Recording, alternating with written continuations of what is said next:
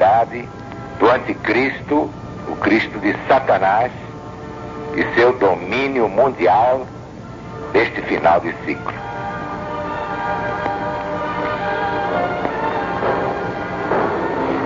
Livro do profeta Daniel, capítulo 7º, exatamente como se encontra no livro do presidente da LBV, Mensagem de Jesus para os Sobreviventes.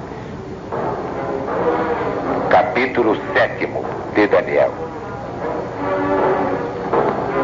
Depois disto, eu continuava olhando nas minhas visões da noite, e eis aqui o quarto animal terrível, espantoso e sobremodo forte, o qual tinha grande dente de ferro, e ele devorava e fazia em pedaços, e pisava aos pés o que sobejava.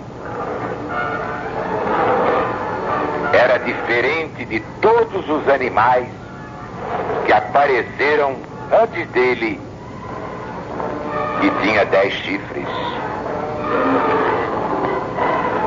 Estando eu a observar os chifres, eis que entre eles subiu outro pequeno, diante do qual 3 dos primeiros chifres foram arrancados. E eis que neste chifre havia olhos como os de homem, e uma boca que falava com insolência. Então tive desejo de conhecer a verdade a respeito do quarto animal, que era diferente de todos os outros, muito terrível, cujos dentes eram de ferro e cujas unhas eram de bronze, que devorava, fazia em pedaços e pisava aos pés o que sobejava. E também dos 10 chifres que tinha na cabeça, e do outro chifre que subiu, e diante do qual caíram 3, daquele chifre que tinha olhos e uma boca que falava com insolência, e parecia mais forte que os seus companheiros.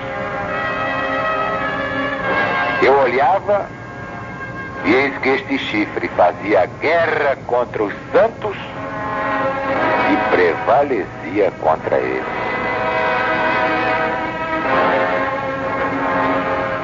Meus amigos, meus irmãos, isto ainda vai acontecer. E quem vai prevalecer contra os santos de Deus, os escolhidos, não é o quarto animal, terrível, espantoso, sobremodo forte, com dente de ferro e unhas de bronze, que devorava e fazia em pedaços, pisando aos pés o que sobejasse. Quem vai fazer guerra contra os santos de Deus, contra as ovelhas do rebanho único, e prevalecer contra eles, claro que transitoriamente, é o pequeno chifre que arrancou 3 dos primeiros chifres do quarto animal, espantoso e terrível, sobremodo forte, com dente de ferro e unhas de bronze. Os legionários já estão devidamente avisados. João, o vidente de Patmos, realmente já nos avisou em sua primeira epístola da vinda de muitos anticristos. Mas é claro que salientou o pior de todos, o anticristo do fim, que é exatamente o Cristo do diabo.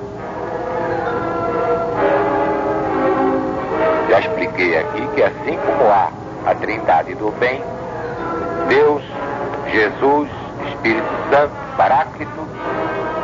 Também há a Trindade do mal, Satanás, Anticristo, falso profeta. Este é o falso Cristo de Satanás. E este, quem o define muito bem, é o apóstolo Paulo, na segunda epístola aos Tessalonicenses, capítulo 2, versículos 1 a 4. Irmãos, no que diz respeito à volta de nosso Senhor Jesus Cristo e a nossa reunião com Ele, nós vos exortamos a que não vos demovais de vossa mente, supondo tenha chegado o dia do Senhor. Ninguém, de nenhum modo, vos engane. Isso não acontecerá sem que venha primeiro a apostasia e seja revelado o homem da iniquidade, o filho da perdição, o qual se opõe e se levanta contra tudo que se chama Deus, a ponto de sentar no santuário de Deus, ostentando-se como se fosse o próprio Deus. Ninguém diria melhor. Isto prova que na parte profética das suas epístolas ou cartas, o apóstolo Paulo foi inspirado exatamente por Deus. Seus erros, que apontei em outra obra, representam a parte humana da Bíblia, e Deus não tem nada com isso. O próprio apóstolo dos gentios deixou duas advertências que liquidam este assunto. Primeira, na primeira epístola aos Coríntios, capítulo 14, versículos 21 e 22. Na lei está escrito: por outras línguas e por outros lábios falarei a este povo, mas nem ainda assim eles me ouvirão, diz o Senhor Deus. As línguas, pois, são um sinal não para os fiéis, mas para os infiéis. Agora, as profecias são um sinal não para os infiéis, mas para os fiéis.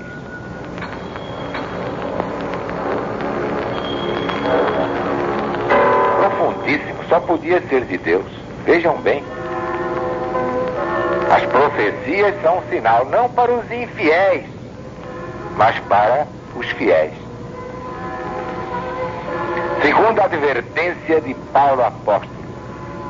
Segunda a Timóteo, capítulo 3, versículos 16 e 17.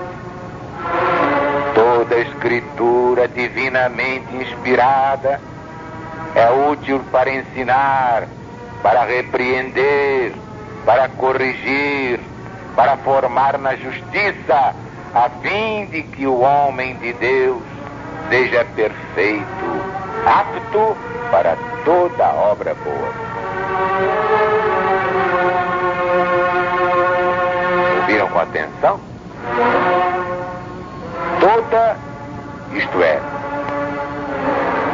qualquer escritura, porque não está escrito aqui toda a escritura, toda a Bíblia. Aí seria irremediável, seria a Bíblia toda. Mas não.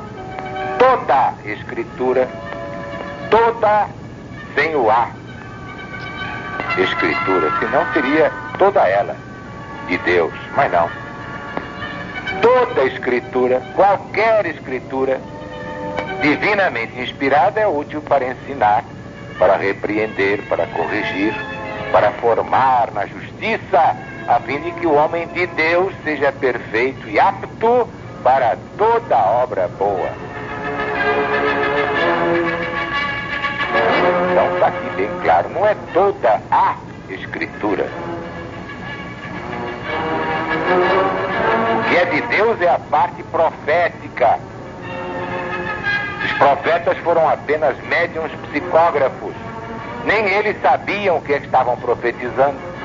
Por quê? Porque a profecia não era deles, era de Deus. Como quando Jesus diz: Aru, escreve aí. Eu escrevo e depois é que vou saber o que é que ele quer. Não, nós somos meros e ordinários instrumentos, nada mais que isso.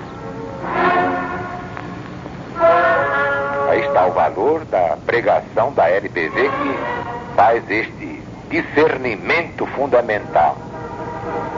Há a parte divina da Bíblia, essa é eterna, e a parte humana da Bíblia. Deus não tem nada com isso.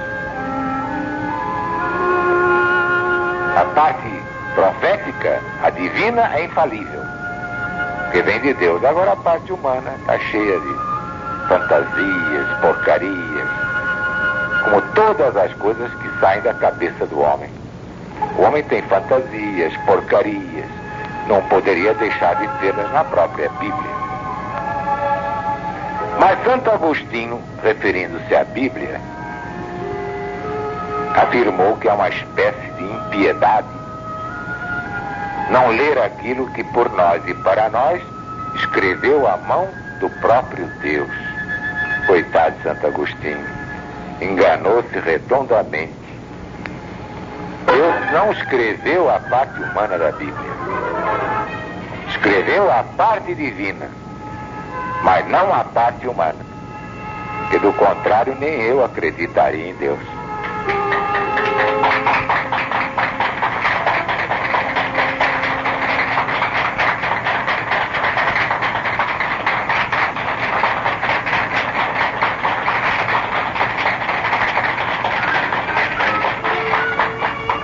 Que a paz de Deus esteja no nosso coração de legionário fiel. E todos aqueles que se afastaram, estão com vergonha de voltar, deixem a vergonha de lado e voltem. Tratem de salvar suas almas, porque Deus está presente.